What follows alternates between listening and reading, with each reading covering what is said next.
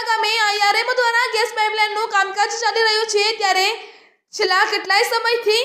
રામાપીર મંદિર પાસે આઈઆરએમ દ્વારા ખાડા ખોદવામાં આવ્યા છે ત્યારે જુનાડીસા ગ્રામ પંચાયતને પાણીની પાઇપલાઇન તોડી નાખવામાં આવી છે। પાણીનો વહેમ એટલો બધો છે કે ત્યાં જાણે નદી ચાલે તેવું દ્રશ્ય લાગે છે ત્યારે તલાટીને પૂછવામાં આવે છે ત્યારે હમણાં માણસો આવે છે તેવો જવાબ આપવામાં આવે છે ત્યારે શું જુનાડીસા ગ્રામ પંચાયત તલાટી તેમજ વહીવટદાર શું આઈઆરએમ કંપનીના શું દબાયેલા છે કે શું તેવી ગામમાં ચર્ચા થઈ રહી છે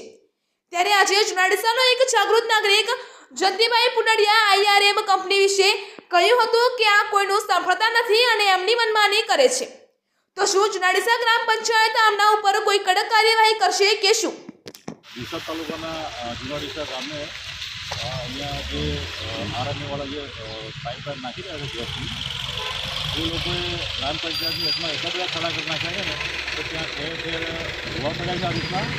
અને પાણી જાય છે ફૂલ અહીંયા આ પાઇપ તૂટી ગયેલી છે બિલકુલ અને ટોટલ પાણી નીકળી વહી ગયું છે બહાર અત્યારે પાણીની કાપી જરૂરિયાત છે પાણી અત્યારે ભૂગર્ભમાં ઓછા છે છતાં પણ આ લોકો આવી બેદરકારી દાખવી અને જતા રહ્યા છે અને આ પાણી વેડફાય છે એમને। તમે જુનાડીસા ગ્રામ પંચાયતને રજૂઆત કરી? હા, મેં તલાટીને ફોન કર્યો મેં હમણાં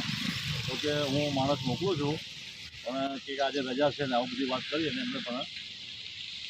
અંદર મોકલી એ વાત।